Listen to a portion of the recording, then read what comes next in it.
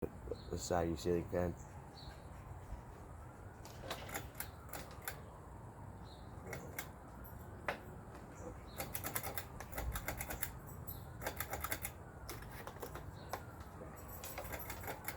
Sorry for low speed. To another homemade fan. I made it from parts. Oops. Made it from fucking parts. The motor cages, none of the motor cages are original except for the canopy and the white one.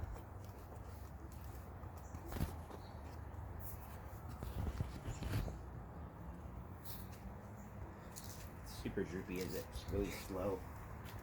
I'm not even using anything heavy for it to be slow. I'm also out here barefoot. Here's medium speed. It's also like super loose if I haven't mentioned that. Hold on. What the? Get me out of here. In my house. There you go. This is medium speed. Then the blades start to perk up on high speed.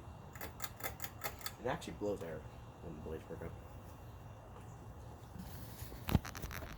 So you know the blades are perked up. I feel like one of these blades are gonna fly off one day. Low speed, these bearings.